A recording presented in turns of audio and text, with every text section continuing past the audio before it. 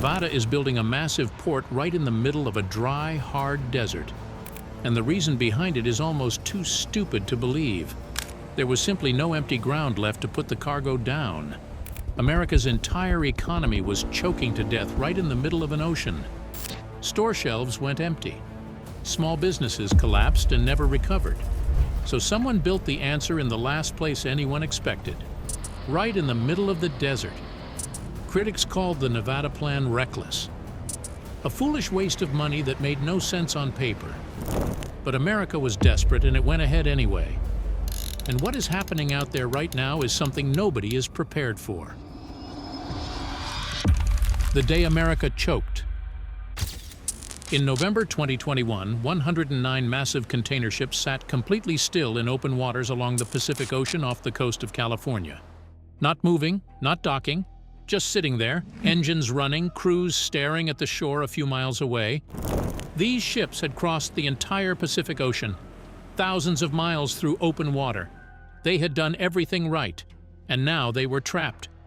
The captains pressed binoculars to their eyes and stared at the port. They could see the cranes on shore, huge robotic cranes powered up and ready to work.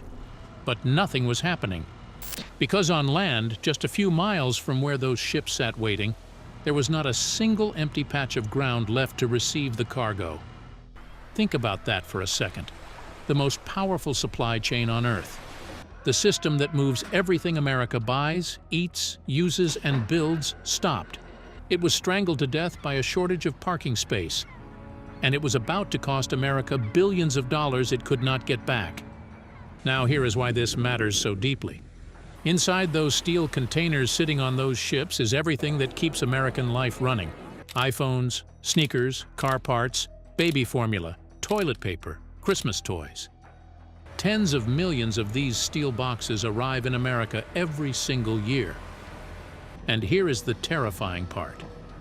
About 40% of all of them, nearly half the country's entire supply of imported goods, pours through one single place, the ports of Los Angeles and Long Beach in California. If those two ports stop moving, America starts bleeding out. Store shelves go empty. Factories shut down because they have no parts. Orders vanish. The American economy is not just connected to this system. It is completely and utterly dependent on it. And in 2021, it collapsed. Here is how it happened. When the pandemic hit, Americans got locked inside their homes. Restaurants closed. Cinemas closed. Sports stopped. There was nowhere to go and nothing to do. But everybody had a phone, a credit card, and time on their hands. So they did the only thing they could do. They shopped bikes, sofas, TVs, home gym equipment, random things from every corner of the internet. An enormous flood of orders started moving from factories in Asia toward the California coast, all at the same moment. More cargo than the system had ever seen in its entire history, all hitting the same two ports at the same time, and the system buckled under the weight of it. The storage yards at the ports filled up. Not almost full, 100% full. Containers were stacked on top of each other so high they looked like metal skyscrapers rising from the dock. The robotic cranes were powered up and ready. The ships were right there, docked and waiting. But the containers could not come off the ships. There was literally nowhere on land to put them. And then it got worse. The warehouses deeper inland were also packed completely full. No space anywhere. The whole machine seized up completely. Over 100 ships anchored in open water for weeks on end, just sitting there, burning fuel and going nowhere, waiting for people on shore to clear even a small piece of ground. Now here is what this cost. A port is not a free parking lot. It is some of the most expensive land in America sitting right on the most valuable coastline in the country. And for every single day a container just sits on that dock taking up space, the port charges hundreds of dollars. Miss the pickup window? Fine. Can't get a truck there fast enough because every road in California is gridlocked? Fine anyway. The Federal Maritime Commission later found that shipping lines ripped $6.9 billion out of desperate businesses in storage fees in 2021 alone. In one documented case, a single importer was handed a bill for over $100,000 in fees for cargo they could not physically collect. because the port itself was too jammed to let their trucks through the gate. Companies were bleeding out. The biggest retailers in America, Walmart, Home Depot, Costco, were so desperate that they spent hundreds of millions of dollars chartering their own private ships. They did the math and figured that missing Christmas would destroy them worse than the cost of the charters. So they paid. The smaller businesses had no such option. Their holiday inventory sat in the ocean while the clock ran down.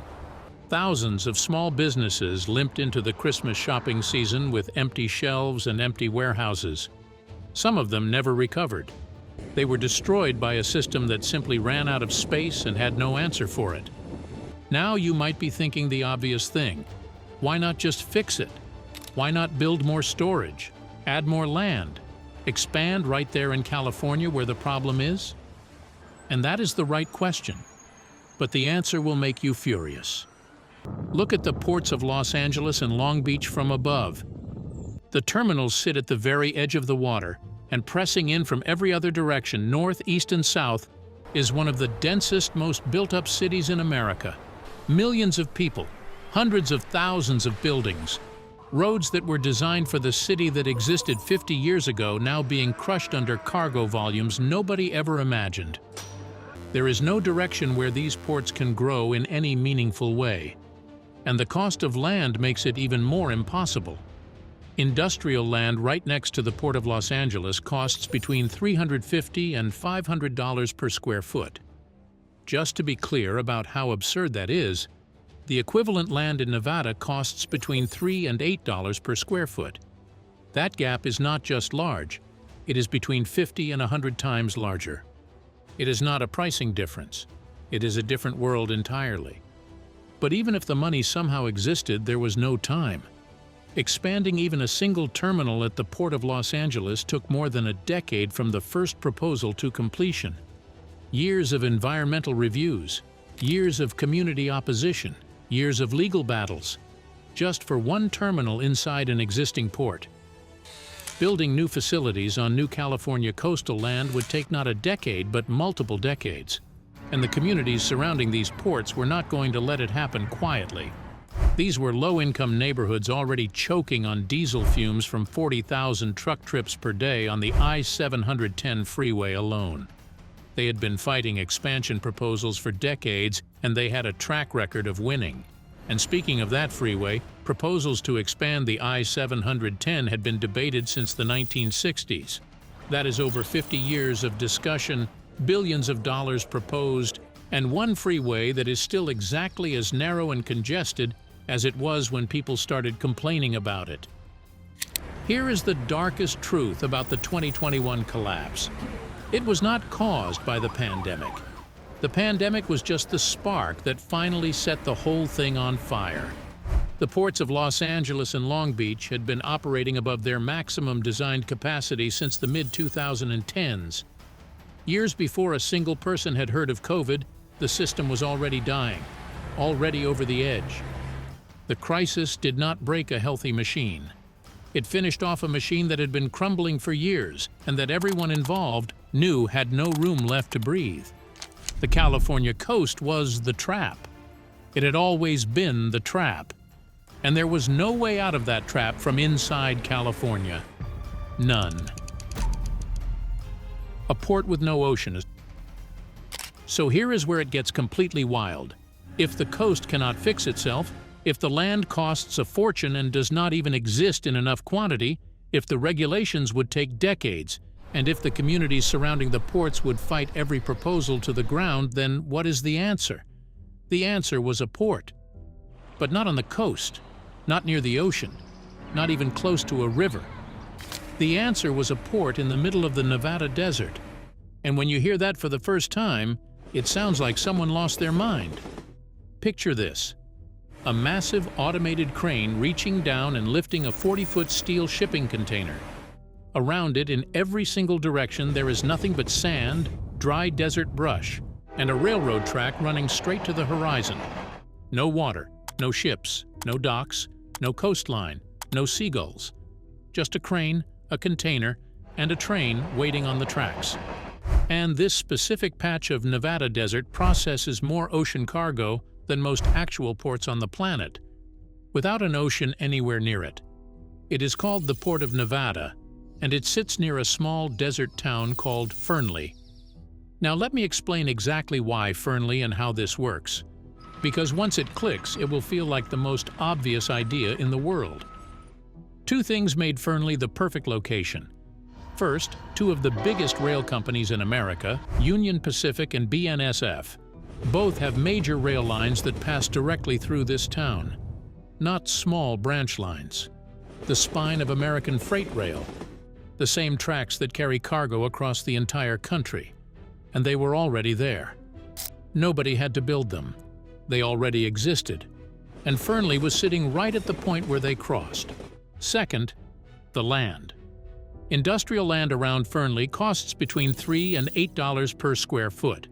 The Port of Nevada's facility covers 91 hectares, which is more than 100 football fields of concrete. At Nevada prices, that land cost roughly $31 to $84 million to build on. That same piece of land sitting next to the Port of Los Angeles would have cost between $3.6 billion and $5.2 billion. Nevada was not just cheaper. It was 50 to 100 times cheaper per square foot. The economics were not even close to being in the same conversation. Now here is how the system actually works. A ship docks at the Port of Oakland or in Los Angeles. The containers come straight off the ship and onto a waiting freight train. No trucks, no highway, no California traffic. The train leaves the coast and heads into the Nevada desert at full speed. 4 to 5 hours later, it rolls into Fernley. Automated cranes lift the containers off the train and place them in long, neat rows on the concrete yard. And there they sit quietly, taking up cheap Nevada desert space instead of burning through hundreds of dollars per day on California coastline. No penalties, no bleeding. When a container is ready to go, a truck comes and takes it to its destination. Clean, fast, calm. And think about the speed difference alone. That same journey by truck on the I-80 freeway during peak hours takes 8 to 12 hours. The train covers it in 4 to 5. The train does not stop for traffic. It does not stop at way stations. It does not need a driver rest break every 8 hours. And one single freight train carries the same amount of cargo as 280 to 300 trucks. Every train that rolls into Nevada removes nearly 300 trucks from California's highways in a single movement. The highways breathe, the fumes drop, the chaos quiets down. There is also a weight advantage that most people never think about. On a highway, a truck carrying a heavy container has to stay within strict weight limits. Too heavy and it destroys the road, especially on bridges. Way stations check every truck, and overloaded means serious fines. So companies were forced into stupid, expensive choices. Either pack the container half empty and waste the space, or hire extra trucks to split the load and pay double. Either way, they were losing money. A train does not care about any of that. Steel rails are built to carry enormous weight, and they never need to stop at a way station. A container heading to Nevada by rail gets packed right to the absolute limit. Full, efficient. No wasted space, no extra cost. But here is the part that really made people stop and stare when they heard it for the first time. Once a container arrives in Nevada, something unexpected happens to it. The workers do not just park it and wait for a truck, they crack it open, they take everything out of it, and then they move all of it into a completely different kind of box. Now that sounds like pointless extra work. Why would anyone unpack a container just to repack it? But this one move saves companies a massive chunk of their domestic shipping costs, and here is why. The steel boxes that ships use to cross the ocean are a standard size. The whole world uses them. But inside America, the trucks that carry goods across the country use bigger containers, longer, more spacious. So at the Nevada yard, the workers take the cargo out of 3 standard ocean containers and move all of it into just 2 of the bigger American ones. 3 boxes become 2. That means instead of 3 trucks making the journey across the country, only 2 trucks are needed. 1 truck completely eliminated on every single shipment. Multiply that by thousands of containers moving through Nevada every month, and the savings are enormous. And this is not an experiment anymore. It is already working. The Port of Oakland in San Francisco has been connected to the Nevada system and running successfully. Before this system, Oakland containers sat on the waterfront for days while thousands of trucks slowly dragged them east along the gridlocked I-80 freeway. Fumes, delays, chaos. Now containers go straight from the ship onto a train and arrive in Nevada in hours. No gridlock, no chaos, no California. And once Oakland started sending cargo to Nevada, the pressure on the whole coastal system dropped. Warehouses became less jammed. Neighboring ports got breathing room. The system started moving again. Plans are already locked in to connect Los Angeles and Long Beach directly to Nevada. When those connections are running, Southern California will stop choking on its own cargo completely. But here is what nobody talks about when they describe this as just a logistics fix. Look at what is sitting right next to this desert port, and you will understand that what has been quietly built in Nevada is not just a solution to California's problem. It is the foundation of something far bigger. The desert becomes America's warehouse. Let me ask you something that will seem completely random. What does Tesla's Gigafactory, the largest building by footprint anywhere on Earth, have in common with a Nevada farmer loading hay bales into a shipping container at sunrise? The answer is the same train, the same desert port, the same system that was designed to take pressure off California's choking coastline ended up becoming the supply chain backbone for the most powerful manufacturing operations in America. And at the same time, it handed Western American farmers their first real shot at Asian export markets in decades. Nobody sat down and planned that. It just happened because the system was that good. Here is the piece of this story that most people never hear. The Port of Nevada in Fernley does not sit alone in the desert. Right next to it is something called the Tahoe-Reno Industrial Center, which most people just call TRIC. And TRIC is the largest industrial park in the entire United States. It is not a small business zone. It is a massive stretch of desert land where some of the most powerful companies on the planet built their factories and distribution centers. Tesla's Gigafactory is there, Amazon is there, Google, Walmart, Panasonic, Switch, all of them. Every single day these facilities need thousands of tons of components, chips, parts, and materials delivered on a precise schedule. Their supply chains have to run like a perfectly timed heartbeat. Because if that heartbeat stops, the damage begins instantly, and it is brutal. Tesla's Gigafactory runs on what is called just-in-time manufacturing.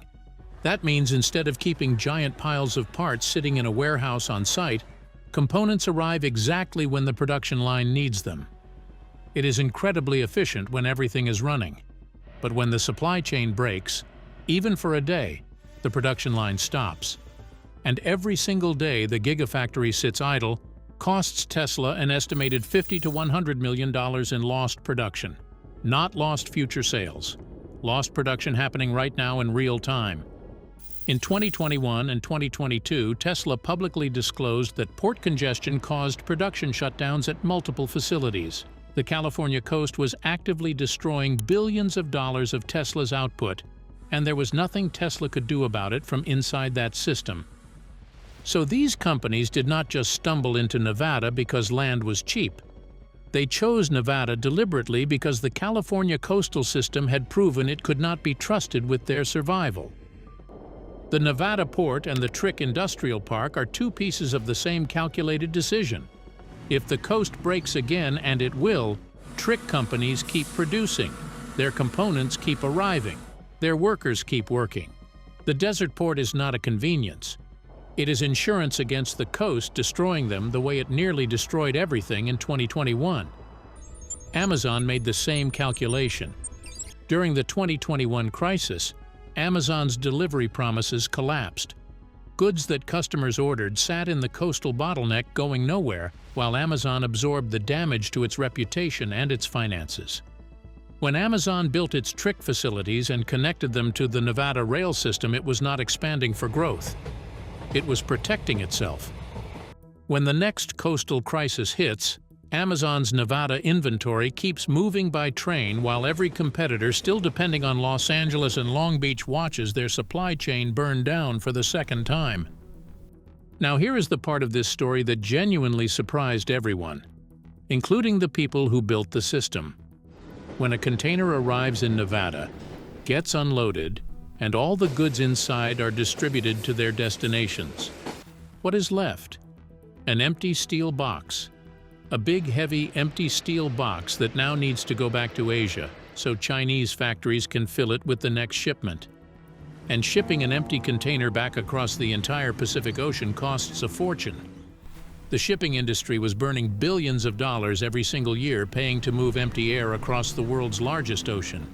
It was wasteful, it was expensive, and for decades nobody had a better answer. Nevada found one. When a container is emptied at the Fernley yard, it does not go back to the coast empty. Instead, it gets handed to a farmer. Nevada and the states surrounding it, Idaho, Utah, parts of California, are some of the biggest hay-producing regions in America. And China buys approximately 1.5 to 2 million metric tons of American hay every single year. Chinese dairy farms and horse breeding operations are booming as the Chinese middle class grows, and they need American Timothy hay and alfalfa specifically because Chinese domestic production cannot keep up with the demand. So the farmer takes that empty container and packs it to the absolute top with compressed hay bales. The container that arrived full of iPhones from China goes back full of Nevada hay. The empty box that used to cost money to send home now makes money on the way back. And the farmers who had been completely locked out of Asian export markets for years, because the cost of trucking hay all the way to California ports and paying coastal storage fees made it financially impossible, suddenly have a direct affordable line straight to Chinese buyers. The loop closes perfectly. Nobody loses. Everyone wins. What has been built in that Nevada desert is extraordinary. A system that moves ocean cargo without an ocean. A lifeline for the most important manufacturing operations in America. A new door for farmers who never had one. It is one of the most elegant solutions to a broken system that anyone has ever quietly built without most people noticing. But it has one weak point. One single thread that holds every single piece of it together. And in December 2022, that thread came within hours of being cut completely. The one thread that could break everything. December 9th, 2022. Mark that date. Because on that specific morning, American railroad workers across the entire country were scheduled to walk off the job. Not one company, not one rail line. Every freight train in the United States stops at the same moment, simultaneously and completely. At the Port of Nevada in Fernley that morning, the cranes were running. Trains were rolling in from the coast. Tesla's Gigafactory was receiving its components exactly on schedule. Farmers had containers packed full of hay sitting ready for export. Everything was working. Everything was moving. And in Washington, D.C., a countdown clock was ticking toward a deadline that would freeze every single piece of it in place within hours. Congress stepped in and forced a settlement at the last moment. The strike was stopped. But here is what nobody stopped thinking about afterward. The people running the Port of Nevada had already done the math before Congress acted. They had looked at the numbers and they knew exactly what one day without trains would do to everything they had built. One day. That is all it would have taken to turn their extraordinary desert logistics hub into the most expensive motionless parking lot in America. Here is why. The Port of Nevada is nothing like a regular seaport. At a regular seaport, a ship arrives and hundreds of trucks scatter in every direction along any highway or road they choose. There are options everywhere. But the Nevada system is different. Everything that moves through it, every container, every factory order, every farmer's export shipment, every domestic trailer rolling east across the country, all of it runs on one single thread, which is the railroad. And if that thread snaps, everything stops. Not slowly, not one section at a time. Instantly. All of it at once. Now let me show you exactly how catastrophic that would have been. The Association of American Railroads ran the numbers during the 2022 near strike, and what they found was genuinely terrifying. A full nationwide railroad strike would rip approximately $2 billion out of the American economy every single day. Chemical plants would start shutting down within days because the hazardous materials they need by rail cannot legally be transported by truck in anywhere near the quantities required. Automotive factories running on just-in-time parts would go dark within a week. Agricultural exports would be completely stranded within 72 hours because grain storage facilities would fill up and farmers would have nowhere left to send their harvest. Amtrak, the national passenger rail service, would shut down entirely because passenger trains run on the same tracks as freight. And a 2-week strike would cause more total economic destruction than the entire 2021 port crisis that started this whole story. Congress crushed the strike with emergency powers because the alternative was too catastrophic to allow. But here is the thing that should keep everyone awake.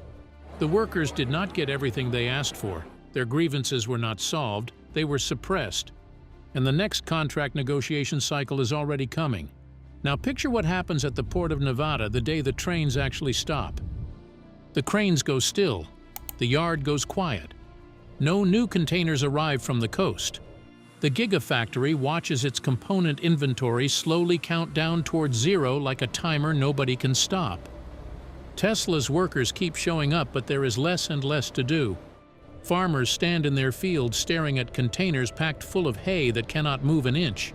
Amazon's distribution centers process the last of their incoming stock and then stand empty, waiting.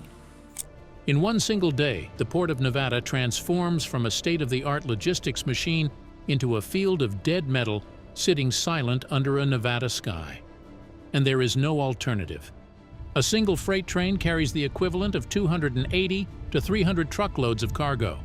The Port of Nevada moves thousands of containers every month. Converting even 1 week of rail traffic to truck movements would require tens of thousands of extra truck trips on highways already collapsing under their current load. The drivers do not exist in those numbers. The trucks do not exist in those numbers. The road capacity absolutely does not exist. It is not a plan that would be difficult to execute. It is a plan that is arithmetically impossible. The math does not allow it. And the labor thread is not even the only way the thread can be cut. The rail corridor connecting the California coast to Fernley runs through the Sierra Nevada mountains. Parts of that corridor are single track. One derailment on a mountain pass and the whole line closes. One rock slide and it closes. One severe storm and it closes. In 2023, a series of powerful atmospheric storms hammered California and sent flooding and debris sliding across exactly the rail routes that feed the Nevada port. The corridors closed. No trains could get through. And the Port of Nevada's receiving capacity dropped to zero and sat there until the lines were cleared. No warning, no backup route, just silence where the trains used to be. Here is the part that should sting a little. China figured this out a decade ago. While America is celebrating its first inland port, China has been quietly running over 200 of them for 15 years. The Chinese government built its inland port network as a deliberate resilience strategy, and Chinese planners saw the exact same single-thread vulnerability that the Nevada system now has. They solved it by building multiple redundant rail connections to every inland port so that no single line failure could ever shut the whole thing down. America has one Nevada port connected by one rail corridor.